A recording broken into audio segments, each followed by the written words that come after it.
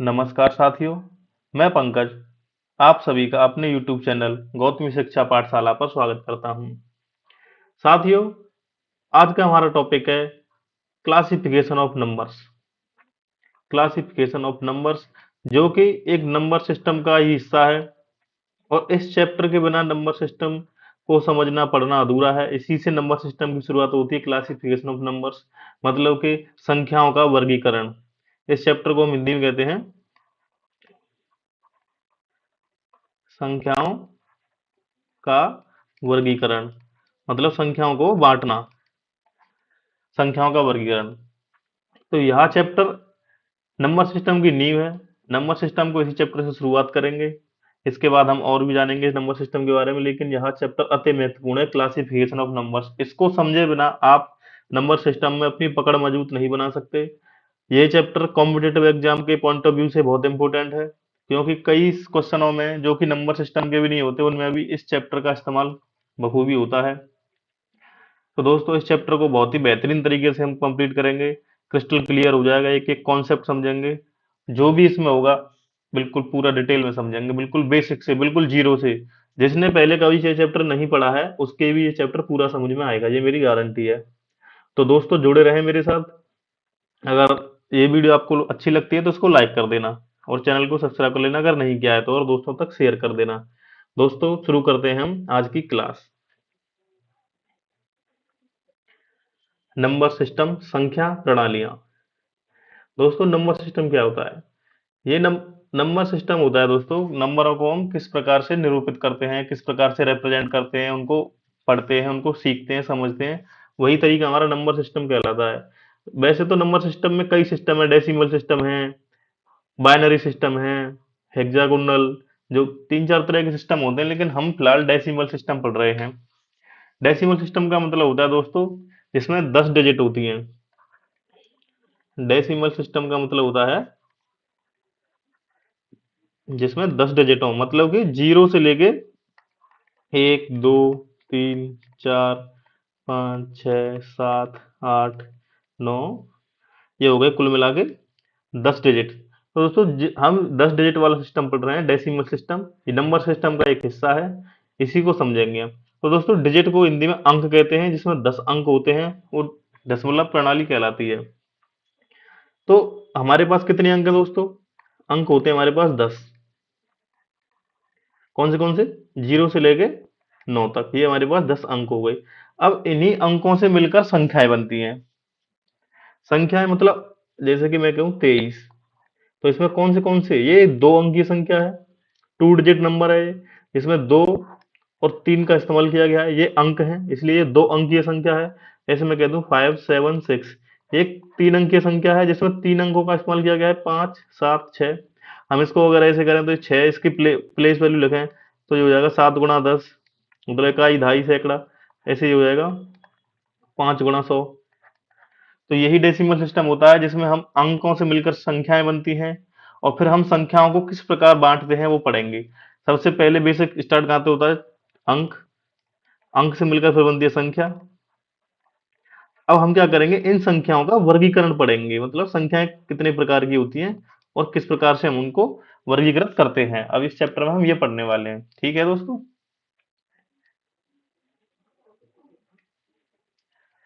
तो हम पढ़ेंगे टाइप्स ऑफ नंबर, संख्याएं कितने प्रकार की होती हैं। तो सबसे पहले हमारी टाइप होने वाली है दोस्तों नेचुरल नंबर, मतलब कि प्राकृतिक संख्या।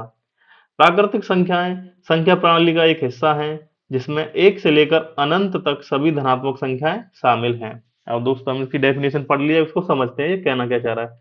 तो दोस्तों, प्राकृतिक संख्याएं जिसको हिंदी में, इंग्लिश में हम नेचुरल नंबर कहते हैं। तो दोस्तों, नेचुरल नंबर क्या होते हैं? ये नेचुरल नंबर दोस्तों काउंटिंग नंबर्स कहते हैं। हमने जैसे गिनती, हम गिनती कैसे स्टार्ट करते हैं? एक से, एक, दो, तीन, चार, पाँच, छह, और ऐसे करके एंड सो ऑन। तो नेचुरल नंबर दोस्तों काउंटिंग नंबर होते हैं, यहाँ से हम काउंटिंग चालू करते हैं, ये काउंटिंग नंबर होते हैं। नेचुरल नंबर प्राकृतिक संख्या एक से स्टार्ट होती हैं और अनंत तक जाती है, ये अनंत का चिन्ह होता है दोस्तों। और ये सारी संख्याएं धनात्मक होती हैं, ये धनात्मक होती हैं। तो नेचुरल नंबर सभी धनात्मक संख्याएं होती हैं। जो कि एक से लेके अनंत तक जाते हैं, 1 2 3 4 5 6 7 अनंत तक। जैसे मैं कहूँ 425, क्या ये एक नेचुरल नंबर है? हाँ ये नेचुरल नंबर है।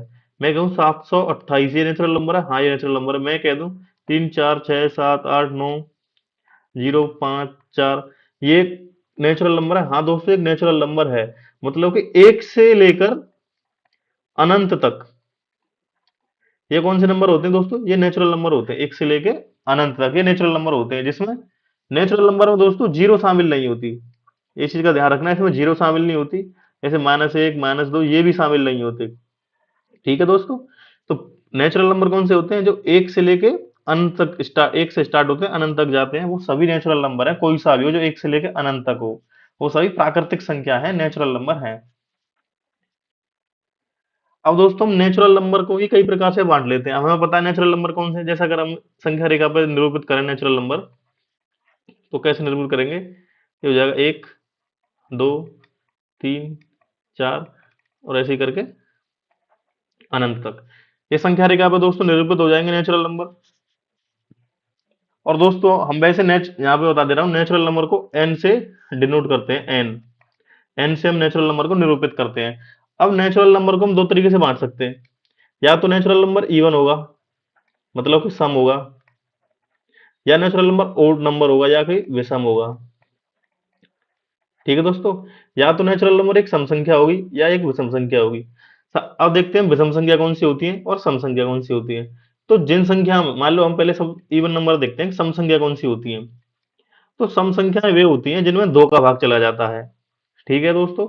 सम संख्याएं कौन सी होती है? जिनमें दो का भाग चला जाता है, या फिर मैं कह दूं जिसके पीछे 0 2 4 6 2 4 6 8, अगर ये यूनिट डिजिट है किसी संख्या के, अगर यूनिट डिजिट मतलब इकाइकांक, अगर किसी भी संख्या का इकाइकांक 0 2 4 6 8 है, तो वो संख्या सम संख्या है, मतलब कि उसमें दो का भाग चला जाएगा, वह संख्या सम संख्या है। तो सम संख्या कौन सी होती है? जिनमें दो का भाग चला जाता है। तो हम सम संख्या को ऐसे भी लिख सकते हैं 2n। n यहाँ पे कोई भी नंबर है जो कि एक से लेके अनंत तक जाता है। कोई सी भी संख्या ले लो, हम जिसको 2n के रूप में लिख सकते हैं, वो सम संख्या कहलाती है। और फिर विषम संख्या कौन सी हो जाएंगी? तो जो सम संख्या नहीं है दोस्तों, वो विषम संख्या हो जाती है। वो जो प्राकृतिक संख्याएं सम संख्याएं नहीं है, वो विषम प्राकृतिक संख्याएं हो जाती हैं। अब हम सीखते हैं कि विषम प्राकृतिक संख्या मतलब कि जिनमें दो का भाग नहीं लगता। कौन सी है? जिनमें जो दो से डिवाइड नहीं होती, जिनमें दो का भाग नहीं जाता, वो कौन सी संख्या होती है दोस्तों? वो विषम प्राकृतिक संख्या होती है, जिनमें दो का भाग नहीं जाता। तो वो कौन सी हो जाएंगे? जैसे कि अगर मैं सम प्राकृतिक संख्याओं के एग्जाम्पल लिखूं, तो कौन से हो जाएंगे? 2 4 6 8 10 12 28 56 46 900। ये जितनी भी संख्या है, ये इवन नंबर है। ये कौन से नंबर है? ये है इवन नंबर। अगर हम ओड नंबर की बात करें, तो 1 3 5 7 9 11 13, ऐसे ही कर करके ऐसे मान लो 27 29 341। तो ये कौन से नंबर हो जाएंगे? ये हो जाएंगे ओड नंबर। तो इवन नंबर और ओड नंबर। ठीक है दोस्तों। इवन नंबर कौन से? जिनमें दो का भाग चला जाए। और ओड नंबर कौन से? जिनमें दो का भाग ना जाए। तो हम नेचुरल नंबर को, जो एन है नेचुरल नंबर प्राकृतिक संख्या, उनको दो तरीके से बांट सकते हैं, सम संख्या और विषम संख्या। अब हमने ठीक तरीके से समझ लिया है। अब दोस्तों नेचुरल नंबर को भी हम प्राइम नंबर्स में भी और कंपोजिट नंबर में भी डिवाइड कर सकते हैं। जो नेचुरल नंबर हैं उनको हम प्राइम नंबर और कंपोजिट नंबर में भी डिवाइड कर सकते हैं। तो हम सीखेंगे दोस्तों प्राइम नंबर कौन से होते हैं। अभाज्य संख्याएं वे संख्याएं होती हैं जिनके केवल दो गुणनखंड होते हैं, अर्थात एक और स्वयं। आइए इस डेफिनेशन को हम समझते हैं कि प्राइम नंबर हम किसे कहते हैं, अभाज्य संख्याएं किसे कहते हैं। ठीक है दोस्तों। तो अब एक एग्जांपल लेते हैं, जैसे कि इसके दो गुणनखंड होते हैं। मैं लेता हूं दो। गुणनखंड मतलब होते हैं दोस्तों फैक्टर, जो कि मैंने एक वीडियो में आपको बताया होगा, नहीं बताया तो। फैक्टर क्या होता है दोस्तों? एक होता है फैक्टर, एक होता है मल्टीपल। यहाँ बता दे रहा हूँ मैं शॉर्ट में। तो फैक्टर होते हैं दोस्तों, जैसे मैं कहूँ 6 के फैक्टर लिखो, तो 6 के फैक्टर कौन से हो जाएंगे? एक, मतलब जिनमें भाग चला जाए, भाजक 1 2 3 और 6। ये संख्या ऐसी हैं जो 6 को डिवाइड कर सकती हैं। तो 6 के फैक्टर कितने हो गए? 1 2 3 4, 1 2 3 6। अगर मैं कहूँ 6 के मल्टीपल, मल्टीपल का मतलब पहाड़ा, जैसे कि 6, 12, 18, 6 × 18, 6 × 24, ऐसे करके मतलब जिनमें 6 का भाग चला जाए वो 6 के मल्टीपल। तो 6 के मल्टीपल को हम कैसे लिख सकते हैं, 6n। और फैक्टर कौन से होते हैं, जिन जो कि 6 को डिवाइड करते हैं वो हो जाते हैं 6 के फैक्टर। तो 2 के फैक्टर कौन से होते हैं, ऐसी कौन सी संख्या है जो 2 को डिवाइड कर देती हैं, एक तो 2 में 1 का भाग चला जाता है, एक 2 में 2 का भाग चला जाता है। ठीक है दोस्तों, तो इसके कितने फैक्टर हैं, 2 फैक्टर। तो जिन भी संख्याओं के 2 फैक्टर होते हैं वो संख्याएं, जिन भी संख्याओं के 2 गुणनखंड होते हैं वो संख्याएं प्राइम नंबर्स, अभाज्य संख्या कहलाती हैं। इसके एग्जाम्पल जैसे कि 3, अगर हम 3 को देखें तो 3 के कितने फैक्टर हैं, एक तो 1, एक 3। अगर मैं 4 को लूं तो 4 के कितने फैक्टर हैं, एक का भी भाग चला जाएगा इसमें, इसमें 2 का भी भाग चला जाएगा, इसमें 3 का भी भाग चला जाएगा। तो ये तो प्राइम नंबर है, ये भी प्राइम नंबर है, लेकिन ये प्राइम नंबर नहीं है, ये है कंपोजिट नंबर। इसको भी हम आगे समझेंगे। अभी हम समझ लेंगे प्राइम नंबर नहीं है, क्योंकि प्राइम नंबर के एक तो फैक्टर होता है एक, और एक वह स्वयं संख्या, जैसे 2 का एक फैक्टर होगा एक और स्वयं 2, 3 का एक फैक्टर हो गया एक और एक स्वयं 3। तो जिस भी संख्या के 2 फैक्टर होंगे, 2 फैक्टर कौन से होंगे, एक तो खुद वो संख्या होगी और एक एक होगा। तो 4 के कितने हैं, यहाँ पे 4 के 3 फैक्टर हैं, इसलिए ये प्राइम नंबर नहीं है। चलो हम 5 को चेक करते हैं। 5 के कितने फैक्टर हैं दोस्तों, 5 में 1 का भाग चला जाता है, 2 का नहीं जाता, 3 का नहीं जाता, 4 का नहीं आता और 5 का जाता है।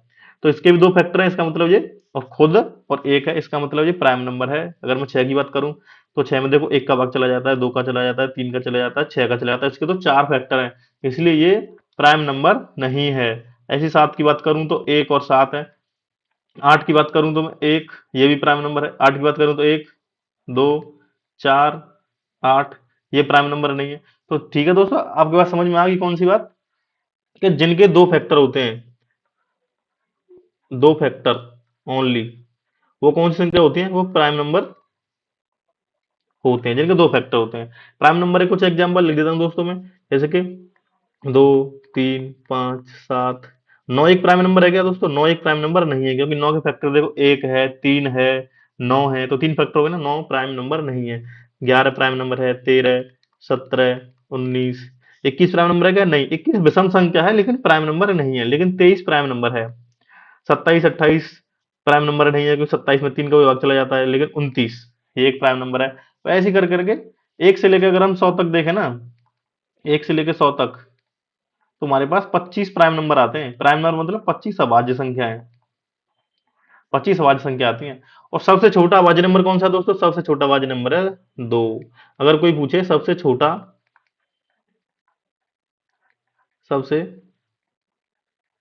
प्राइम नंबर, शॉर्ट में लिख दे रहा हूँ, पीएन मान लो, सबसे छोटा प्राइम नंबर कौन सा है दोस्तों, तो वो है 2। अब एक के बारे में क्या ख्याल है आपका, एक प्राइम नंबर है या नहीं है। अब हम एक को समझते हैं, देखो एक प्राइम नंबर नहीं है, क्योंकि एक का सिर्फ एक ही फैक्टर है, एक, इसलिए एक प्राइम नंबर नहीं है। इसके 2 फैक्टर नहीं है, एक के अलावा इसका कोई फैक्टर है ही नहीं, इसलिए एक कौन है, एक ना तो प्राइम नंबर है, ना भाज्य संख्या है, ना अभाज्य संख्या है। एक ना तो अभाज्य संख्या है, ना ही एक भाज्य संख्या है। ठीक है दोस्तों, तो सबसे छोटी अभाज्य संख्या कौन सी है, 2, और सबसे छोटी अभाज्य संख्या 2 है, और ये एकमात्र ऐसी संख्या है जो कि सबसे छोटी अभाज्य होने के साथ साथ सम संख्या भी है। तो ऐसा कोई नंबर नहीं है 2 को छोड़कर जो सम संख्या भी हो और अभाज्य संख्या भी हो।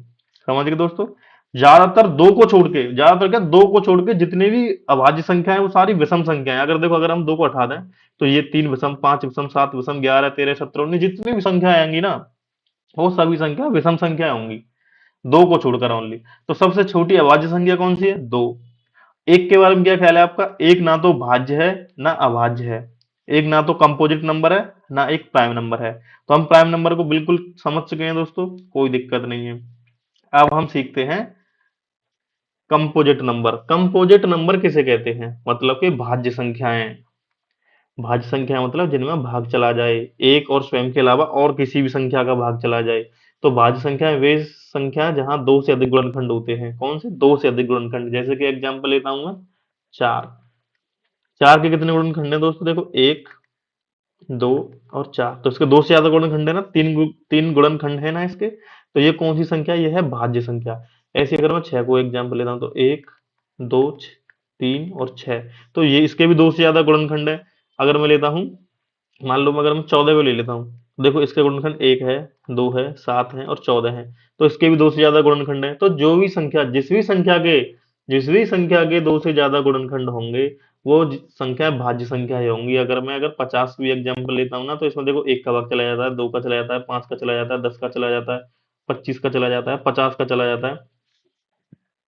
तो 50 भी कंपोजिट नंबर है, 50 भी भाज्य संख्या है।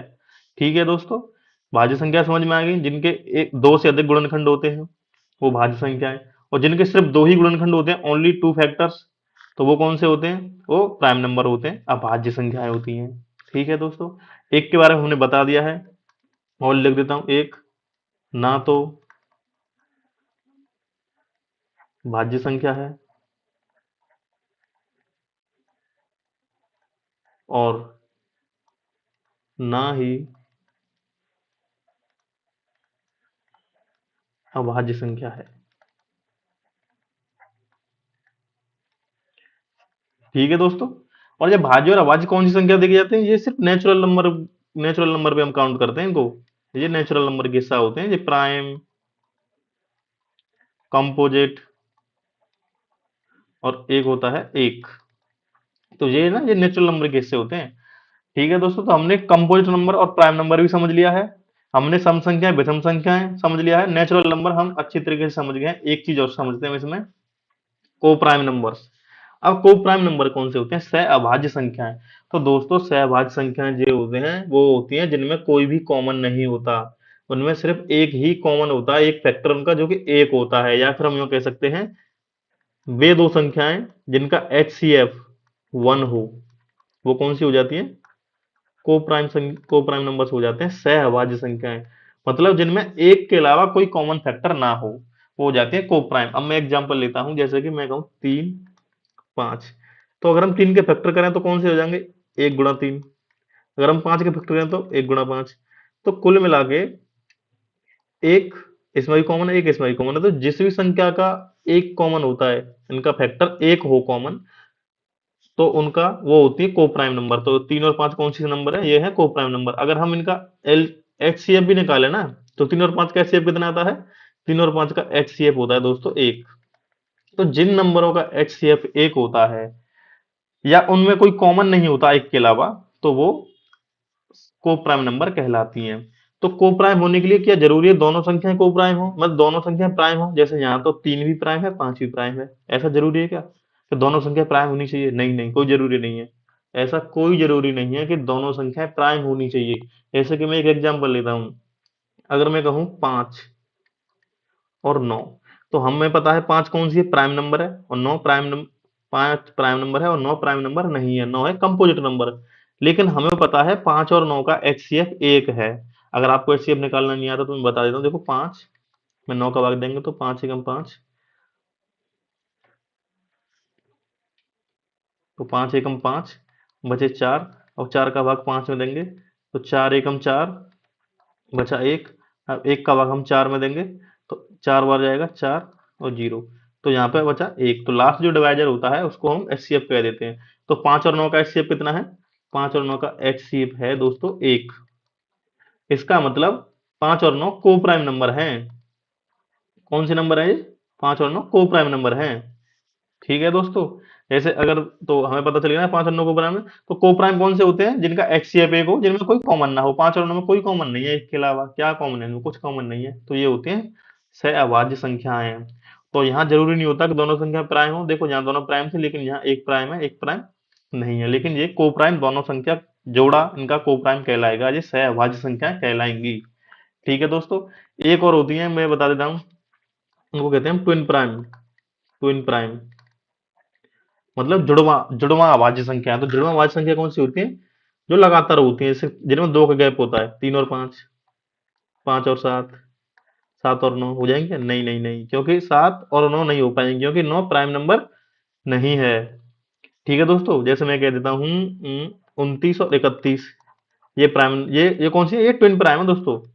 मैं कह देता हूँ 37 और 39 तो नहीं होंगे, क्योंकि 39 प्राइम नंबर है। ऐसे ही करके, जैसे मैं कह दूं 59 और 61, इनमें 2 का गैप हो, तो ये कौन सी है? ये को प्राइम है 59 और 61। तो 59 और 61 को प्राइम भी है और ट्विन प्राइम भी है। ठीक है दोस्तों, अब हम समझ चुके हैं को प्राइम को क्या होती है। अब आगे बढ़ते हैं हम। अगर आपको यह वीडियो अच्छी लग रही हो, चीजें समझ में आ रही हो, तो आप इसको लाइक भी कर सकते हैं। ठीक है दोस्तों। अब दोस्तों अब हम मोटा मोटा देखते हैं। तो हमने नंबर्स पढ़े थे, उनमें सबसे पहले हमने पढ़ा नेचुरल नंबर। नेचुरल नंबर मतलब प्राकृतिक संख्या है। तो आपको याद है प्राकृतिक संख्या हमने क्या पढ़ी थी? एक से स्टार्ट होती है और अनंत तक जाते हैं, ये होते हैं नेचुरल नंबर। लेकिन अगर हम इन नेचुरल नंबर में जीरो को भी शामिल कर लेते हैं, जैसे कि जीरो, एक, दो, तीन, चार और ऐसे ही अनंत तक, अगर हम नेचुरल नंबर में जीरो को भी ऐड कर लें, तो ये संख्या कौन सी हो जाएंगी? फिर ये हो जाएंगे होल नंबर। ये संख्या कौन सी हो जाएंगी? फिर ये संख्या हो जाएंगी होल नंबर, मतलब पूर्ण संख्याएं। ठीक है दोस्तों, एक बार इसकी डेफिनेशन पढ़ते हैं। शून्य शायद प्राकृतिक की पूर्ण संख्या कहलाती है। तो शून्य को अगर हम प्राकृतिक संख्याओं में ऐड कर लेना, तो वो पूर्ण संख्या हो जाती है। तो पूर्ण संख्या कौन सी हो जाती है? अब हम यहाँ पे देखते हैं एक बार एग्जांपल। तो पूर्ण संख्या होती है दोस्तों जीरो, एक, दो, तीन, चार, पाँच और ऐसे करते करते अनंत तक कोई भी संख्या हो, ये सारी संख्या कौन सी होंगी? ये पूर्ण संख्याएं होंगी। ठीक है दोस्तों। तो होल नंबर जीरो से स्टार्ट होते हैं और अनंत तक जाते हैं। होल नंबर कौन से होते हैं? जो जीरो से स्टार्ट होते हैं और अनंत तक जाते हैं। लेकिन अगर हम यहाँ से यहाँ तक की बात करें ना, तो ये हो जाते हैं नेचुरल नंबर। लेकिन अगर इसमें हम जीरो को भी ऐड कर लें, तो ये हो जाते हैं पूर्ण संख्या, मतलब होल नंबर। होल नंबर को हम दोस्तों डब्ल्यू से डिनोट करते हैं, डब्ल्यू से। होल नंबर पूर्ण संख्या है। ठीक है दोस्तों, पूर्ण संख्या हमारी समझ में आ गई। तो मैं क्या कह सकता हूँ कि सभी सारी प्राकृतिक संख्या पूर्ण संख्या है। यहाँ मैं लिख सकता हूँ क्या? अगर मैं एक स्टेटमेंट दूं, सभी प्राकृतिक संख्या पूर्ण संख्या है। अगर हम पूछूं कि सभी प्राकृतिक संख्या पूर्ण संख्या है, हाँ भाई सभी प्राकृतिक संख्या पूर्ण संख्या है। क्योंकि पूर्ण संख्या कौन सी होती है? जो नेचुरल नंबर तो होती है, लेकिन उनमें जीरो और एक एक्स्ट्रा होती है। तो ये वाक्य हमारा सही है। सभी प्राकृतिक संख्या पूर्ण संख्या है। All natural numbers are whole numbers. लेकिन अगर इसका मैं उल्टा कह दूं कि मान लो मैं बोल दूं सभी all whole numbers are natural numbers, अगर मैं कह दूं all whole numbers are natural number, तो ये दोस्तों ये स्टेटमेंट गलत है। क्योंकि होल नंबर्स में जीरो भी आती है, जो कि नेचुरल नंबर में नहीं आती। ठीक है दोस्तों, होल नंबर समझ में आ गए हमारे। होल नंबर क्या होते हैं? पूर्ण संख्या क्या होती है? जो जीरो से लेके अनंत तक जाती हैं। ठीक है दोस्तों, कोई भी संख्या हो जीरो से स्टार्ट होकर अनंत तक जाती है, वे संख्या सभी संख्याएं होल नंबर कहलाती हैं। अब दोस्तों हम पढ़ते हैं इंटीजर मतलब पूर्णांक। पूर्णांक किसे कहते हैं दोस्तों?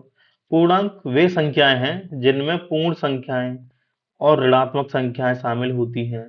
सभी पूर्णांकों को वर्णमाला जेड द्वारा दर्शाया जाता है। तो हम जेड से डिनोट करते हैं पूर्णांक संख्याओं को, और उनमें दशमलव या भिन्नात्मक भाग नहीं होता है। पूर्णांक में धनात्मक संख्या, ऋणात्मक संख्या और शून्य शामिल हैं, जैसे कि एग्जाम्पल।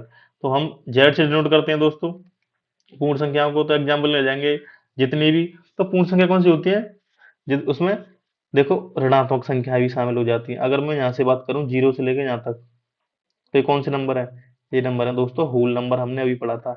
होल नंबर कौन से होते हैं? जो जीरो से स्टार्ट होते हैं और अनंत तक जाते हैं। तो ये कौन से नंबर है दोस्तों? ये है होल नंबर। ऐसे ही अगर मैं इन होल नंबर्स में माइनस की संख्या मतलब ऋणात्मक संख्या, नेगेटिव नंबर्स भी ऐड कर देता हूँ, तो ये संख्या कौन सी हो जाती है? मिलके ये हो जाते हैं पूर्णांक, मतलब कि इंटीजर्स। ठीक है दोस्तों, समझ में आ रहा है आपके? तो इंटीजर्स कौन से होते हैं दोस्तों? इंटीजर होते हैं दोस्तों इसमें नेगेटिव संख्या आ जाती है, नेगेटिव, उसमें जीरो भी आ जाता है और उसमें पॉजिटिव नंबर भी आ जाते हैं। तो ये बन जाते हैं हमारे इंटीजर्स। ठीक है दोस्तों, तो इंटीजर्स कौन से नंबर होते हैं? नेगेटिव भी, जीरो भी, पॉजिटिव भी। इसके एग्जाम्पल और समझते हैं। जैसे मैं कहूँ -38, तो ये एक इंटीजर है, क्योंकि इंटीजर की संख्याएं उसमें इंटीजर्स बन जाती है, मतलब माइनस की संख्या इंटीजर होती है। लेकिन मैं कहूँ हाँ चलो इंटीजर को हम किससे डिनोट करते हैं? जेड से भी कर देते हैं, हम आई से भी डिनोट कर देते हैं। तो 38 एक इंटीजर है। हाँ ये 38 एक इंटीजर है, जो कि नेगेटिव है। नेगेटिव इंटीजर है, ऋणात्मक पूर्णांक है। लेकिन अगर मैं कहूँ 38 का एक होल नंबर है, तो आप कहोगे होल नंबर ये नहीं है। मैं कहूँ 38 एक नेचुरल नंबर है, तो नेचुरल नंबर भी नहीं है। तो 38, क्योंकि माइनस नेचुरल नंबर में माइनस की संख्या नहीं आती। नेचुरल नंबर कौन से होते हैं? 1 से लेके अनंत तक। होल नंबर कौन से होते हैं? 0 से लेके अनंत तक। और नेचुरल और ये पूर्ण संख्या है जिसमें नेगेटिव भी आ जाता है, जीरो भी आ जाता है और पॉजिटिव की संख्या भी आ जाती है। ठीक है दोस्तों। तो अगर मैं कहूँ 38 इंटीजर है, हाँ है। 38 होल नंबर है, नहीं है। 38 नेचुरल नंबर है, नहीं है। ऐसे ही एक एग्जाम्पल लेता हूँ जीरो का। मैं जीरो की बारे में बात करता हूँ, क्या जीरो इंटीजर है? हाँ भाई, जीरो इंटीजर है, क्योंकि इंटीजर में माइनस की भी संख्या आ जाती है, जीरो भी आ जाती है, प्लस की संख्या भी। क्या अब मैं पूछता हूँ, क्या जीरो होल नंबर है? तो आप कहोगे जीरो होल नंबर है, क्योंकि होल नंबर कौन से होते हैं? जो जीरो से स्टार्ट होते हैं और अनंत तक जाते हैं। अब मैं पूछूं क्या जीरो नेचुरल नंबर है? तो आप कहोगे जीरो नेचुरल नंबर नहीं है, क्योंकि नेचुरल नंबर क्या होते हैं? एक से स्टार्ट होते हैं और अनंत तक जाते हैं। नेचुरल नंबर में जीरो नहीं आती। तो आप समझ गए होंगे दोस्तों। तो हम इससे एक कंक्लूजन निकाल सकते हैं कि जितने भी नेचुरल नंबर होते हैं वो सभी इंटीजर होते हैं, और जितने भी होल नंबर होते हैं वो सारे इंटीजर होते हैं, और जितने भी इंटीजर होते हैं वो नेचुरल नंबर नहीं हो सकते। ठीक है, सभी इंटीजर नेचुरल नंबर नहीं होते। तो इसको हम और इसको हम नंबर लाइन पे और समझते हैं कि हम देखते हैं दोस्तों graphic integers on A number line. मतलब अगर हम जो इंटीजर्स होते हैं, इंटीजर मतलब कि पूर्णांक, अगर हम उनको नंबर लाइन पे डिनोट करें तो हम कैसे करते हैं? अब देखते हैं दोस्तों, हम पढ़ रहे हैं पूर्णांक को। तो पूर्णांक कौन सी संख्या होती है दोस्तों? पूर्णांक में माइनस की भी संख्या आती है, और पूर्णांक में जीरो भी आती है और प्लस की संख्याएं भी आती हैं। अगर मैं कहूँ 3/5 पूर्णांक है, तो आप कहोगे नहीं, तो पूर्णांक में ना बट्टे वाली नहीं आती ना दशमलव वाली आती है, जैसे 1.23। ये संख्याएं पूर्णांक नहीं है। ठीक है दोस्तों, ये संख्याएं पूर्णांक नहीं है। पूर्णांक कौन सी आती हैं? जो कि पूरा पूरा अंक हो, जैसे कि 5 हो, 7 हो, -8 हो, -32 हो, +48 हो। ये सारी संख्याएं जीरो हो, ये पूर्ण संख्याएं हैं, पूर्णांक संख्याएं हैं। ठीक है दोस्तों। तो हम पूर्णांक संख्याओं को तीन तरीके से डिवाइड कर सकते हैं। एक तो नेगेटिव इंटीजर्स, मतलब हम इसे कहेंगे क्या? ऋणात्मक पूर्णांक। ऋणात्मक पूर्णांक दोस्तों, इनके ऊपर क्वेश्चन बनते हैं। क्वेश्चन में लिखा आता है कि एक ऋणात्मक पूर्णांक है या एक धनात्मक पूर्णांक है, लेकिन जब तक आपको पता नहीं रहेगा ऋणात्मक पूर्णांक किसे कहते हैं, धनात्मक पूर्णांक किसे कहते हैं, तो आप समझ नहीं पाओगे ना चीजों को। क्वेश्चन ही समझ में नहीं आएगा तो क्वेश्चन को सॉल्व कैसे करोगे? ठीक है दोस्तों। तो एक होता है ऋणात्मक पूर्णांक, एक होता है धनात्मक पूर्णांक, एक होता है धनात्मक पूर्णांक, मतलब कि पॉजिटिव इंटीजर्स। और जीरो, जीरो दोस्तों, जीरो, जीरो ना तो नेगेटिव है ना पॉजिटिव है। जीरो ना तो नेगेटिव है ना पॉजिटिव है। जीरो क्या है? न्यूट्रल है। जीरो को ना तो हम नेगेटिव संख्या बोलते हैं ना पॉजिटिव संख्या। जीरो सिर्फ जीरो है, जीरो न्यूट्रल है। तो पूर्णांक को हम तीन तरीके से डिवाइड कर सकते हैं। एक होते हैं ऋणात्मक पूर्णांक, जितनी भी नेगेटिव की संख्या है, -5, -4, -3, तो ये हुए नेगेटिव इंटीजर्स। पॉजिटिव इंटीजर्स जो धनात्मक संख्या है, एक से लेकर अनंत तक, तो पॉजिटिव इंटीजर्स भी है। और जीरो ना ऋणात्मक है ना धनात्मक है। दोस्तों आपने यहाँ पे एक चीज ऑब्जर्व करी, नंबर लाइन पे हमने पूर्णांक दर्शा रखे हैं, तो आपने एक चीज ऑब्जर्व करी कि जितने भी पॉजिटिव इंटीजर्स हैं, जितने भी धनात्मक पूर्णांक हैं, उनको हम नेचुरल नंबर ही बोल सकते हैं।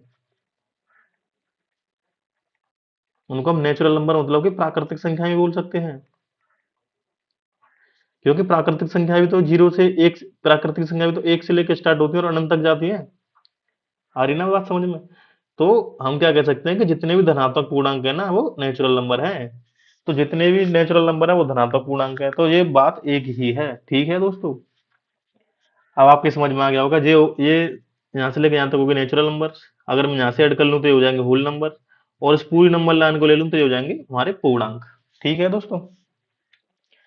एक बार इंटीजर्स को और एक बार समझ लेते हैं। जैसे ये हो गया इंटीजर्स मतलब कि पूर्णांक। बिल्कुल ग्राफ के द्वारा एक चीज समझ में आएगी दोस्तों आपको, अलग मतलब यहाँ से आपको बहुत कुछ सीखने को मिलेगा इस वीडियो से। इस चैनल से जुड़े रहे तो आप, बिल्कुल बेसिक से उठाऊंगा मैं और बिल्कुल कंपटीशन के टॉप लेवल तक पहुंचा दूंगा आपको मैथ में, ये मेरी गारंटी है। तो इंटीजर्स को हम कैसे बांटते हैं दोस्तों?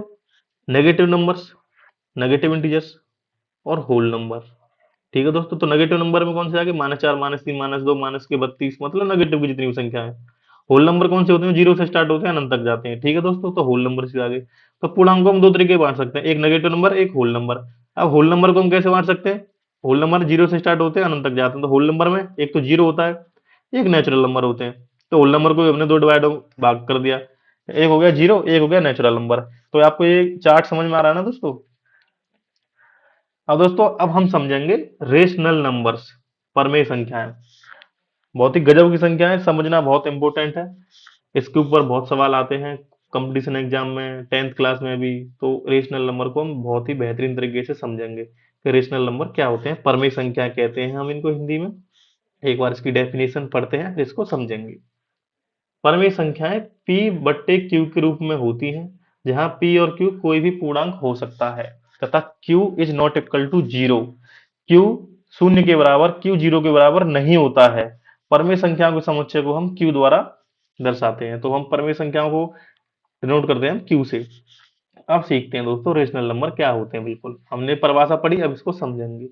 तो जो भी संख्या बट्टे के रूप में लिखी जा सकती हो, जो भी संख्या फ्रैक्शन के रूप में लिखी जा सकती हो, जो भी संख्या रेशियो के रूप में लिखी जा सकती हो, और ये रेशनल, रेशियो से ही बना है ये रेशनल नंबर।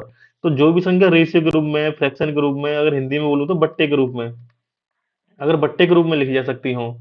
एक चीज और, जो भी संख्या है जो दशमलव के रूप में लिखी जा सकती हो, दशमलव नंबर्स, ये, और फ्रैक्शन के रूप में हो, रेशियो के रूप में हो, बट्टे के हिंदी में दशमलव हो, या फिर मैं कह दूं पूर्णांक संख्या हो, या मैं कह दूं पूर्ण नंबर हो, पूर्ण संख्याएं हो, या मैं कह दूं प्राकृतिक संख्याएं हो, तो ये सभी संख्याएं मिलकर दोस्तों रेशनल नंबर बनाते हैं। मतलब कि परमेय, ये सब दोस्तों परमेय संख्या इन सब से मिलकर बनती है परमेय संख्या। परमेय संख्या में दोस्तों फ्रैक्शन की संख्या आ जाती है, फ्रैक्शन वाले नंबर, रेशियो वाले नंबर आ जाते हैं, दशमलव वाले नंबर आ जाते हैं, पूर्णांक भी आ जाते हैं जितने भी हैं, पूर्ण संख्या भी आ जाती है, प्राकृतिक संख्या भी आ जाती है। तो रेशनल नंबर एक बहुत बड़ा चैप्टर है और बहुत बहुत सारी संख्याएं इसमें समा जाती हैं। इसके एग्जाम्पल और समझते हैं। जैसे कि अगर मैं कहूँ 2/3, तो ये एक रेशनल नंबर है। ये पूर्णांक संख्या नहीं है दोस्तों, क्योंकि अगर इसको हम सॉल्व करेंगे ना तो 0.666 ऐसे चलता रहेगा। तो ये पूर्णांक संख्या नहीं है, क्योंकि पूर्णांक में दशमलव वाली संख्या नहीं होती, पूर्ण संख्या आती है। तो 2/3 क्या है दोस्तों? 2/3 है एक रेशनल नंबर। क्योंकि रेशनल नंबर को हम दशमलव में भी लिख सकते हैं, और रेशनल नंबर को हम 2/3 फ्रैक्शन के रूप में भी लिख सकते हैं। तो रेशनल नंबर को हम फ्रैक्शन के रूप में लिख दिया, रेशियो के रूप में लिख सकते हैं, इसको फ्रैक्शन बोलते हैं हम। मैं बोल दूं 5/7, एक रेशनल नंबर है। मैं कहूँ 28/8, ये भी एक रेशनल नंबर है। शॉर्ट और सॉल्व हो जाएगा। जब मैं कहूँ 91/18, ये भी एक रेशनल नंबर है। तो जितनी भी बट्टे की संख्या है वो रेशनल नंबर है। जितनी भी दशमलव की संख्या, मैं कहूँ 2.34, ये भी रेशनल नंबर है। मैं कहूँ 7.7777, ये भी एक रेशनल नंबर है। अगर रेशनल इस मतलब 777, इसको हम ऐसे लिख सकते हैं 7.7 बार, तो ये भी एक रेशनल नंबर है। ठीक है दोस्तों, तो ये रेशनल नंबर है। दशमलव की संख्या है, बट्टे की संख्या है, 0, 1, 2, 3, 4 अनंत तक, ये सभी संख्या रेशनल नंबर है। मैं कहूँ माइनस की संख्या है, जैसे कि -1, -2, -3, और अनंत तक, नेगेटिव माइनस तक, तो ये भी कौन सी संख्या है दोस्तों? ये भी रेशनल नंबर है। तो रेशनल नंबर में दोस्तों देखो नेगेटिव की संख्या आ जाती है जितनी भी है, जीरो भी आ जाती है जितनी भी है, पॉजिटिव भी संख्या आ जाती है, प्लस में क्या आता है, फ्रैक्शन वाली संख्याएं भी आ जाती हैं, और दशमलव वाली संख्याएं भी आ जाती हैं। तो रेशनल नंबर में एक तरीके से बहुत सारी संख्याएं समा जाती हैं। ठीक है दोस्तों, तो जीरो क्या है, रेशनल नंबर है? हाँ है। एक क्या है, रेशनल नंबर है। -3/4 क्या है, रेशनल नंबर है? हाँ रेशनल नंबर है। ठीक है दोस्तों, तो रेशनल नंबर आपके समझ में आ गए होंगे। रेशनल नंबर वो संख्या होती हैं जिनको हम दशमलव के रूप में भी लिख सकते हैं, पूर्णांक भी के रूप में, पूर्ण प्राकृतिक संख्याएं, बट्टे के रूप में, रेशियो के रूप में, फ्रैक्शन के रूप में, ये सभी संख्याएं दोस्तों, ये सभी संख्या मिलके भी परमेय संख्याएं रेशनल नंबर बनाते हैं। ठीक है दोस्तों, आपके समझ में आ गया रेशनल नंबर कौन से होते हैं? जितने भी बट्टे के, दशमलव के, माइनस के, प्लस के, जीरो, ये सब मिलके नेगेट ये बनाते हैं परमेय संख्या। और हमने परिभाषा में पढ़ा था कि पी बट्टे क्यू के रूप में, मतलब यहाँ पी कितना है, पी 2 है, क्यू कितना है, 3। इसमें एक चीज और है कि पी बट्टे क्यू के रूप में लिखी जा सकती है क्यू जीरो ना हो। तो इस बात का क्या मतलब, इस बात को और समझते हैं कि क्यू जीरो ना हो, इस बात से क्या कहना चाह रहा है। तो दोस्तों ये बोल रहा है कि जिसको हम पी बट्टे क्यू के रूप में लिख सकते हैं और क्यू जीरो ना हो। तो ऐसा क्यों बोल रहा है? ऐसा इसलिए बोल रहा है, जैसे कि अगर हम 2/0 करते हैं तो ये अप्रोच होता है अनंत तक। इसका मतलब अनंत नहीं बोलते हम इसको, अनडिफाइंड बोलते हैं, अनडिफाइंड, जिसको हम परिभाषित नहीं कर सकते। तो ऐसी कोई नंबर है नहीं जिसकी परिभाषा बनी नहीं है कि अगर हम किसी को जीरो को भाग देंगे ना तो इस नंबर को क्या बोलते हैं, अनडिफाइंड रह गया है। तो जिसके भी नीचे जीरो आती है वो संख्या परमेय संख्या नहीं कहलाती। परमेय संख्या की एक खासियत है कि वो पिवट टेबल के रूप में लिखी जाएंगे, लेकिन क्यों जीरो ना हो, वहां पे हर जीरो ना हो। ठीक है दोस्तों। ऐसे अगर मैं एक्स बट्टे जीरो कोई भी संख्या का नीचे जीरो कर देता हूँ ना, वो अनडिफाइन बन जाता है, अनडिफाइन बन जाता है, उसको हम डिफाइन नहीं कर सकते। तो ये परमेय संख्या नहीं है। कोई भी संख्या हो, अगर मैं ऐसे बोल दूं ना 16/0, 9/0, तो जितने भी ये संख्या है ना, ये परमेय संख्या नहीं है, क्योंकि ये अनडिफाइन है, तो इसलिए हम क्यू को जीरो नहीं रख सकते। लेकिन ऐसे बोलूं मैं 7/8, ये एक परमेय संख्या है, इसमें कोई दिक्कत नहीं है। जीरो की, नेगेटिव की, पॉजिटिव की, जितनी भी संख्या है, दशमलव की, ये सब परमेय संख्या है। लेकिन जिसके नीचे जीरो आ जाए बट्टे में, वो परमेय संख्या नहीं है। आगे ना आपकी बात समझ में। अब हम सीखते हैं अगली संख्याएं। अब हम सीखते हैं दोस्तों इर्रेशनल नंबर, अपरमेय संख्याएं। अपरमेय संख्याएं किसे कहते हैं? हमने अभी परमेय संख्या समझी, अब अपरमेय संख्या। तो दोस्तों परमेय संख्या जो जो जो संख्या परमेय नहीं है वो अपरमेय है, सिंपल सी बात है। जो नंबर रेशनल नंबर नहीं है वो नंबर इर्रेशनल नंबर है। क्या आप सोच सकते हैं कि इर्रेशनल नंबर फिर कौन से हैं? क्योंकि रेशनल नंबर में हमने क्या पढ़ा था? रेशनल नंबर में देखो फ्रैक्शन, पी बट्टे क्यू की रूप संख्या आ गई थी, दशमलव की संख्या आ गई थी 1.23, उसमें नेगेटिव की संख्या जीरो भी आ गई थी, पॉजिटिव भी आ गई थी। मतलब रेशनल नंबर ने एक तरीके से सब कवर कर लिया था। क्या आप सोच सकते हो कि ऐसी कौन सी संख्या जो रेशनल हो सकती है? क्या आप सोच सकते हो? तो मैं बताता हूँ रेशनल संख्या कौन सी हो सकती है। जैसे कि मैं कहूँ √3, तो √3 की अगर वैल्यू भी देखे ना, तो 1.732, और ऐसे करके कभी खत्म नहीं होती। √3 की वैल्यू कभी खत्म हो ही नहीं सकती, वो आगे बढ़ती रहेगी, बिल्कुल अनंत तक चलेंगी ये संख्या। कुछ ना कुछ अलग अलग संख्याएं आती रहेंगी। इस अगर √3 की वैल्यू निकालना तो अनंत तक चलेंगी। तो जितनी भी संख्याएं रूट में होती हैं, √5, 2.4, ऐसे करके पता नहीं, मतलब अनंत तक चलती हैं जी। 2.3,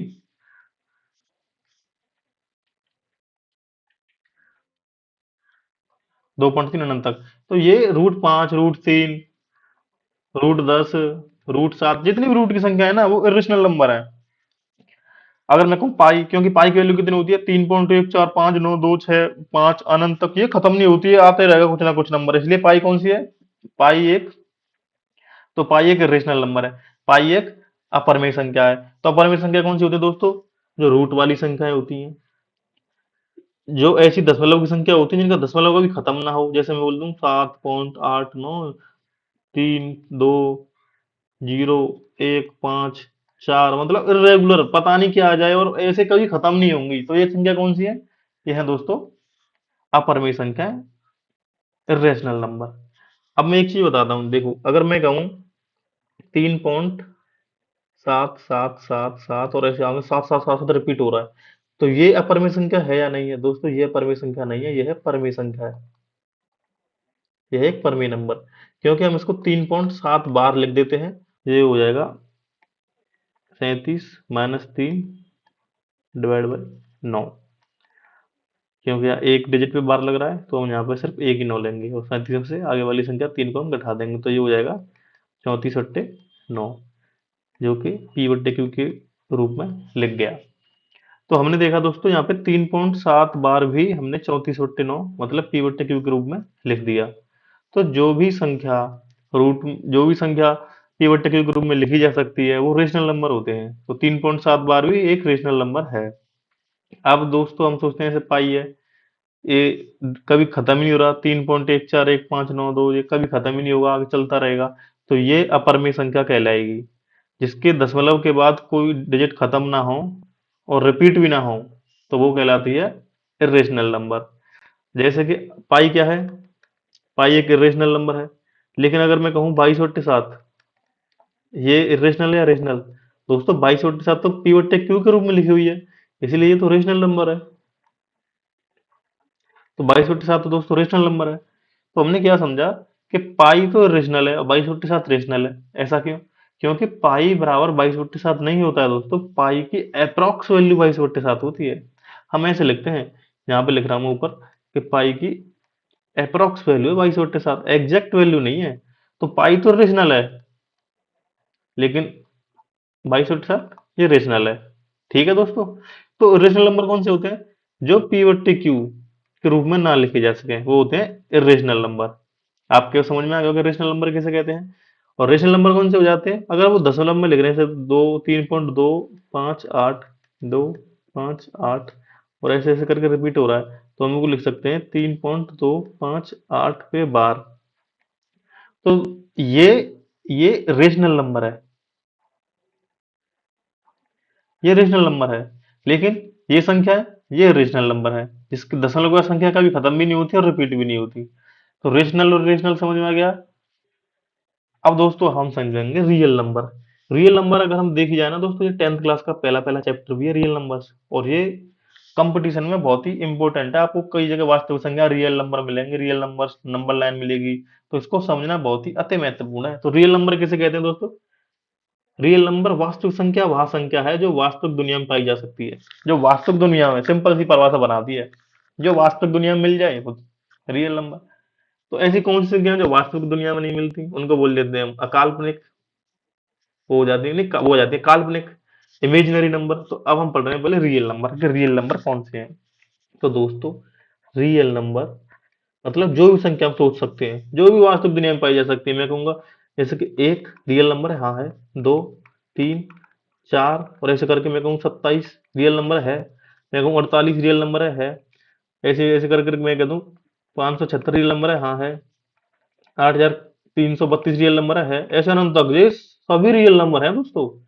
मैं कहूँ चलो रियल नंबर की मैं रियल नंबर लिख रहा हूँ। मैं कहूँ जीरो रियल नंबर है, हाँ जीरो रियल नंबर है। मैं कहूँ माइनस एक रियल नंबर है, -2 है। माइनस के 48 है। माइनस के 576 है। माइनस के 3448 ये भी रियल नंबर है। तो हम ऐसे कौन सी संख्या सोच सकते हैं? हम क्या सोच सकते हैं? देखो, माइनस की सोच सकते हैं, प्लस की सोच सकते हैं, जीरो सोच सकते हैं। चलो मैं बट्टे की संख्या सोच रहा हूँ, 2/3 ये भी रियल नंबर है। 3/4 ये भी रियल नंबर है। 8/7 ये भी रियल नंबर है। चलो मैं एक संख्या और सोच रहा हूँ, कोई भी, चलो दशमलव की संख्या हो सकती है। 2.34 ये भी रियल नंबर है। 3.456 ये भी एक रियल नंबर है। 3.727272 ऐसे आगे चल रहा है, मतलब इसको हम लिख सकते हैं 3.72 पे बार, ये भी रियल नंबर है।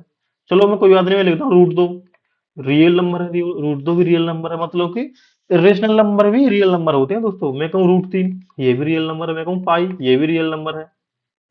ऐसे एक होता है ई बोलते हैं हम, जैसे एक्सपोनेंट जो भी है, वो भी रियल नंबर है।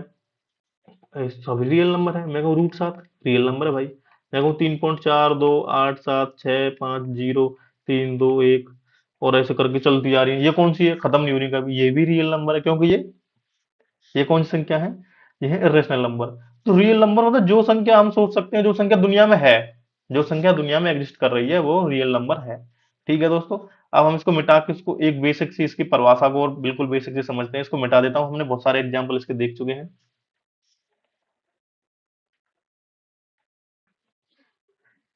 तो साथियों, हमने समझा कि रियल नंबर किसे कहते हैं। तो एक बार रियल नंबर में बता देता हूँ। देखो, ये होते हैं रियल नंबर। रियल नंबर कौन से होते हैं? रियल नंबर में सारे रेशनल नंबर आ जाते हैं, और प्लस इसमें इरेशनल नंबर आ जाते हैं। तो रियल नंबर में दोस्तों रेशनल नंबर भी आ जाते हैं, इरेशनल नंबर भी आ जाते हैं। दोनों को मिला के हम रियल नंबर बोल देते हैं। और रेशनल नंबर में दोस्तों देखो फ्रैक्शन की संख्या आ जाती है। ठीक है दोस्तों। इसमें डेसिमल की संख्या आ जाती है। इसमें दोस्तों इंटीजर आ जाते हैं, मतलब कि नेगेटिव, जीरो और पॉजिटिव की संख्या है, ऋणात्मक, धनात्मक और जीरो इसमें भी आ जाते हैं। अगर मैं इंटीजर को बांट दूं ना, तो इंटीजर में देखो दोस्तों नेगेटिव संख्या आ जाती है और होल नंबर आ जाते हैं। ठीक है दोस्तों। अगर होल नंबर को भी बांट दूं ना, तो इसमें जीरो आ जाता है और यहाँ नेचुरल नंबर आ जाते हैं। नेचुरल नंबर में इवन, ओड, कंपोजिट और प्राइम नंबर और जी एक। तो ये नेचुरल नंबर है। तो दोस्तों रियल नंबर में ना सभी नंबर समाये हुए हैं। रियल नंबर में देखो rational number, irrational number, decimal, fraction, integer, negative, zero, positive, natural, सब होल नंबर सब समाये हुए हैं रियल नंबर में। तो जो रियल नंबर, जितनी भी संख्या वास्तविक दुनिया में पाई जाती हैं, वो रियल नंबर कहलाते हैं। तो रियल नंबर हमने समझ लिया है। और इसको अगर हम एक चार्ट द्वारा और समझते हैं, तो ये हमने एक रियल नंबर का चार्ट बनाया है। तो ये चार्ट क्या दर्शा रहा है कि जो बाहर वाली आउटलाइन है ना, ये है पूरा रियल नंबर। ठीक है दोस्तों। तो ये पूरा रियल नंबर है। कौन सा? ये पूरा बाहर वाला रियल नंबर है। तो रियल नंबर के अंदर ही रेशनल नंबर आ जाते हैं। ठीक है दोस्तों, रियल नंबर के अंदर रेशनल नंबर आ जाते हैं, और रियल नंबर के अंदर ही इरेशनल नंबर भी आ जाते हैं। इरेशनल नंबर मतलब बट्टे के नंबर, दशमलव के, बट्टे के, दशमलव के, जीरो भी, चार भी, माइनस के, एक, दो, तीन, ये सब रेशनल नंबर है। तो रियल नंबर के अंदर रेशनल नंबर भी आते हैं, इरेशनल नंबर भी आते हैं। अब दोस्तों रेशनल नंबर को देखते हैं। रेशनल नंबर के अंदर दोस्तों इंटीजर्स भी आ जाते हैं, कि मतलब कि जीरो नेगेटिव की संख्या है, पॉजिटिव की संख्या है, तो ये इंटीजर्स भी आ जाते हैं। और इंटीजर के अंदर दोस्तों होल नंबर आ जाते हैं। होल नंबर मतलब जीरो, एक, दो, तीन पूर्ण संख्या आ जाती है। और होल नंबर के अंदर दोस्तों नेचुरल नंबर आ जाते हैं। ये हमने चार्ट ट्री चार्ट द्वारा भी समझा था, और हमने ये इस चार्ट द्वारा भी समझ चुके हैं कि रियल नंबर क्या होते हैं। तो ये देखो, natural number, whole number, integers, rational number, irrational number, ये सभी नंबर रियल नंबर कहलाते हैं। ठीक है साथियों, समझ में आ गया? एक चार्ट और समझते हैं। तो रियल नंबर के अंदर दोस्तों ये नंबर समाये हुए हैं, मतलब रियल नंबर के अंदर इरेशनल नंबर और रेशनल नंबर ये समाये हुए हैं। और रेशनल नंबर के अंदर दोस्तों इंटीजर समाये हुए हैं। इंटीजर के अंदर होल नंबर के अंदर नेचुरल नंबर। तो इसका मतलब सभी नेचुरल नंबर होल नंबर हैं।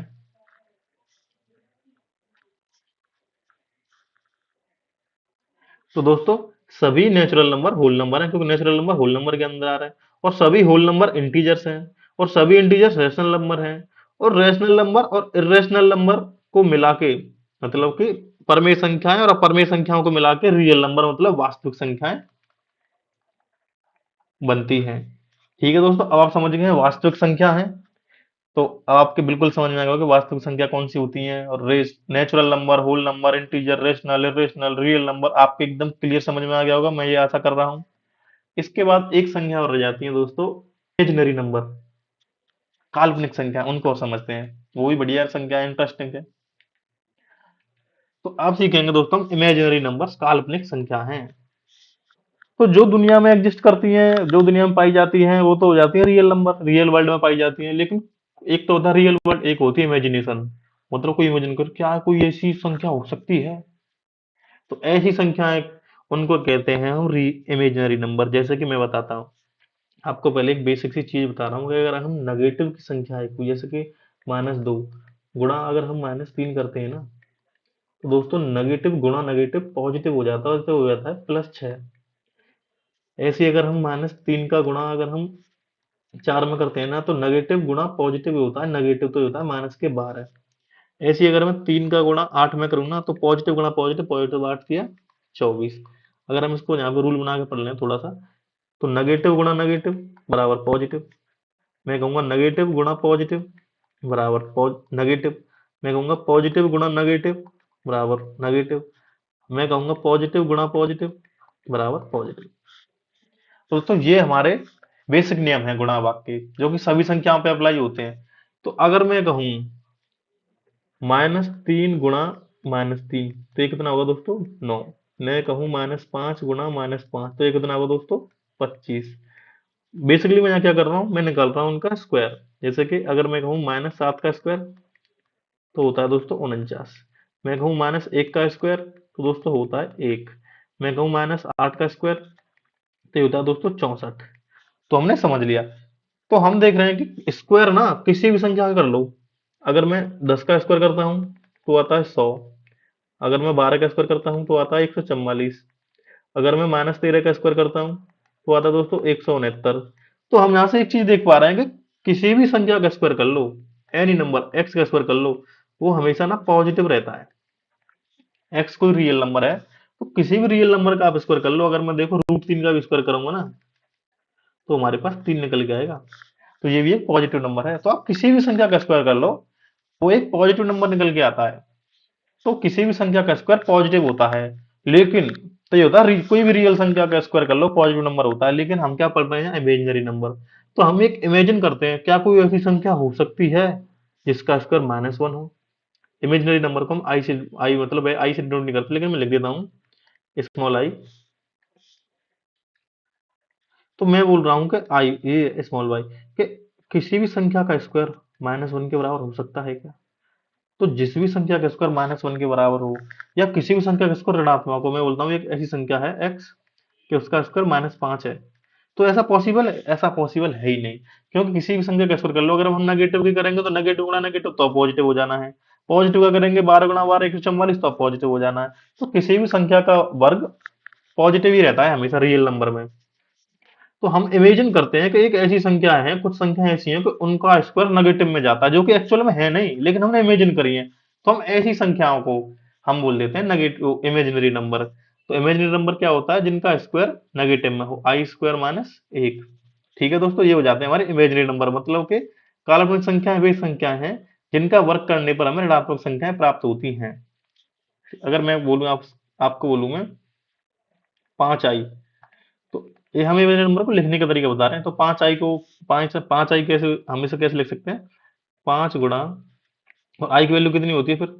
आई की वैल्यू होती है रूट में माइनस एक, तो ये हो जाएगा ऐसे, हम इसको ऐसे लिखेंगे। तो ये मतलब रूट में कोई भी माइनस में कोई संख्या एग्जिस्ट कर ही नहीं सकती। रूट अगर हम एक्स लिख रहे हैं ना, तो ये बाहर आके मोड ऑफ एक्स हो जाता है। अगर हम रूट का एक्स स्क्वायर कर रहे हैं ना, तो बाहर आके मोड ऑफ एक्स हो जाता है, मतलब मोड लग जाता है, पॉजिटिव वैल्यू देगा ये। तो इमेजिनरी नंबर कौन से होते हैं? जिनका वर्क करने पर हमें ऋणात्मक संख्या प्राप्त होती है, जैसे आई स्क्वायर बराबर माइनस एक, तो ये हो जाते हैं इमेजिनरी नंबर। ठीक है दोस्तों, अब हम इमेजिनरी नंबर भी समझ चुके हैं, रियल नंबर भी समझ चुके हैं। अब आते हैं दोस्तों हम कॉम्प्लेक्स नंबर, मतलब कि ये है जो भी नंबर है ना लास्ट में, इससे ज्यादा आगे नहीं है कॉम्प्लेक्स नंबर। तो कॉम्प्लेक्स नंबर कौन से होते हैं दोस्तों? अब हम समझेंगे कॉम्प्लेक्स नंबर। कुछ नहीं दोस्तों, अब हमने पढ़ा ना, कॉम्प्लेक्स नंबर को हम दो तरीके से डिवाइड कर देते हैं। एक हो जाते हैं रियल नंबर, मतलब वास्तविक संख्याएं। एक हो जाते हैं इमेजिनरी नंबर, एक हो जाते हैं इमेजिनरी नंबर, मतलब कि काल्पनिक नंबर, काल्पनिक संख्याएं। तो रियल नंबर और इमेजिनरी नंबर मिला के कॉम्प्लेक्स नंबर बना देते हैं। तो अब हमारे पास कोई भी नंबर नहीं बचे, सब इसमें कंप्लीट हो गए, सम्मिश्र संख्या है इसमें, सब सब मिश्रित है इसमें, सब आ गई कॉम्प्लेक्स नंबर में। इसमें रियल नंबर भी आ गए और इमेजिनरी नंबर भी आ गए। दोस्तों आप समझ गए ना कॉम्प्लेक्स नंबर कैसे होते हैं? और हम इसको कैसे लिख लेते हैं? ए प्लस बी आई, या ए क्या है? एक रियल नंबर है, और बी ये इंटीजर्स है, और आई क्या है? आई एक इमेजिनरी नंबर है। मैंने बताया तो आई स्क्वायर बराबर कितना होता है? माइनस एक। तो ए प्लस बी आई ग्रुप में लिख देते हैं, वो कॉम्प्लेक्स नंबर हो जाते हैं। तो कॉम्प्लेक्स नंबर कौन से हैं? जिसमें रियल नंबर भी आ जाते हैं, इमेजिनरी नंबर भी आ जाते हैं। जैसे मैं बोल दूं 3 + 5i, तो ये कौन सा है? कॉम्प्लेक्स नंबर है। आई का मान मैंने बता रखा है आपको, आई स्क्वायर बराबर -1 होता है। तो आई बराबर कितना हो जाता है? अगर हो जाता है रूट में -1, तो उसको हम ऐसे लिख सकते हैं 3 + 5 √-1, जो कि ऐसी कोई संख्या एक्चुअल में पॉसिबल है ही नहीं। लेकिन ये इमेजिनरी नंबर है, इसलिए जिस इमेज जो इमेजिनरी नंबर से मिलके बना है और रियल नंबर से मिलके बना है, इसको हम बोल देते हैं क्या? Complex number. मैं बोलूँ -5 + 7i, तो ये भी एक कॉम्प्लेक्स नंबर है। ठीक है दोस्तों, तो कॉम्प्लेक्स नंबर कौन से होते हैं? Real number plus imaginary number बराबर कॉम्प्लेक्स नंबर। अब हम समझ लेते हैं दोस्तों, लास्ट चार्ट है ये अपना, इसको समझते हैं। ऑल नंबर, सभी संख्याएं, मतलब कॉम्प्लेक्स नंबर इसको बोलते हैं, इसको सम्मिश्र संख्याएं। ठीक है दोस्तों, ये होती है सम्मिश्र संख्या। तो ऑल नंबर्स हैं सम्मिश्र संख्या, हम उनको कैसे कॉम्प्लेक्स नंबर बोल सकते हैं? तो जितने भी नंबर हैं हम उनको दो तरीके से डिवाइड कर सकते हैं। एक तो रियल नंबर, वास्तविक संख्या, एक हो जाती है काल्पनिक संख्या, इमेजिनरी नंबर। एक तो वो संख्या जो दुनिया में एग्जिस्ट करती हैं, एक हमारी कल्पना में एग्जिस्ट करती हैं, वो जाते हैं इमेजिनरी नंबर। अब हम रियल नंबर को भी बांट सकते हैं। एक हो जाती है इरेशनल नंबर, मतलब अपरिमेय संख्या। एक हो जाती है रेशनल नंबर, मतलब कि परिमेय संख्याएं। अब हम रैशनल नंबर को दो तरीके से बांट सकते हैं। एक हो जाती है फ्रैक्शन, एक हो जाते हैं इंटीजर। फ्रैक्शन मतलब कि दशमलव और ये सब, ये फ्रैक्शन वाली संख्या हो जाती है। फ्रैक्शन मतलब भिन्न वाली संख्या है, बट्टे वाली संख्या है। और इंटीजर मतलब पूर्णांक। पूर्णांक में नेगेटिव, पॉजिटिव और जीरो सम्मिलित होती है। अब हम फ्रैक्शन को भी दो तरीके से बांट सकते हैं, proper fraction, improper fraction. Proper fraction दोस्तों ऐसे होती है 2/3, जहां अंश छोटा हो, जहां अंश छोटा हो हर से, तो जाती है प्रॉपर फ्रैक्शन। और मैं कहूँ 8/5 हो जाएगी इम्प्रॉपर, क्योंकि जहां अंश बड़ा है हर से, तो इम्प्रॉपर फ्रैक्शन। तो रेशनल नंबर कौन से होते हैं? जिसमें फ्रैक्शन भी आ जाती है, इंटीजर भी आ जाते हैं। फ्रैक्शन को दो तरीके से बांट सकते हैं हम, प्रॉपर फ्रैक्शन, इम्प्रॉपर फ्रैक्शन। अब इंटीजर को समझते हैं। अब इंटीजर को भी बांट सकते हैं। एक हो जाती है नेगेटिव की संख्याएं, ऋणात्मक। एक हो जाते हैं होल नंबर, मतलब कि पूर्ण संख्याएं। पूर्ण संख्या कौन सी? जीरो से लेकर 1 2 3 और ऐसे करके अनंत तक हो जाते हैं पूर्ण संख्या। अब हम पूर्ण संख्याओं को दो तरीके से बांट सकते हैं। एक हो जाती है जीरो, और एक हो जाती है नेचुरल नंबर, मतलब कि प्राकृतिक संख्याएं। एक बात नहीं, प्राकृतिक संख्या मतलब कि 1 2 3 और इस करके अनंत तक। तो हमने पूरा चार्ट समझ लिया दोस्तों संख्याओं का, कि एक हो जाते हैं last all number. All number को हम दो तरीके से बांट सकते हैं, real number, imaginary number. Real number को दो तरीके से बांट सकते हैं, इरेशनल, रेशनल। रैशनल को भी फ्रैक्शन इंटीजर में बांट देते हैं, फ्रैक्शन को proper fraction, improper fraction, integer को नेगेटिव इंटीजर्स और होल नंबर्स, और होल नंबर को भी जीरो और नेचुरल नंबर। नेचुरल नंबर को भी हम पॉजिटिव इंटीजर्स भी बोल सकते हैं। तो अब हमने दोस्तों क्या किया है, हमने पूरे तरीके से नंबर सिस्टम को समझ लिया है। नंबर सिस्टम में क्लासिफिकेशन ऑफ नंबर्स, मतलब नंबर को हम कैसे बांटते हैं, नंबर को हम कैसे वर्गीकृत करते हैं, हमने पूरे तरीके से बिल्कुल चार्ट के माध्यम से, और डेफिनेशन भी समझी है हमने, एग्जाम्पल भी समझे हैं, बिल्कुल बेहतरीन तरीके से आपके, बिल्कुल मैं आशा कर रहा हूँ कि आपने बिल्कुल बेहतरीन तरीके से समझा होगा इस चैप्टर को। अब आपको कंपटीशन के एग्जाम में जिस भी इसके ऊपर बेस्ड सवाल आएंगे कोई दिक्कत नहीं आने वाली, क्योंकि आपका बेस अब क्लियर है। आप एकदम बिल्कुल माहिर हो गए हो इसमें, क्लासिफिकेशन ऑफ नंबर, संख्याओं का वर्गीकरण। तो आशा करता हूँ आपको क्लास बहुत पसंद आई होगी, अच्छी लगी होगी, सीखने को बहुत कुछ मिला होगा। अगर आप क्लास अच्छी लगे दोस्तों तो क्लास को आप लाइक कर दें, दोस्तों तक शेयर कर दें वीडियो को, और चैनल अभी तक सब्सक्राइब नहीं किया तो उसको सब्सक्राइब कर लें दोस्तों।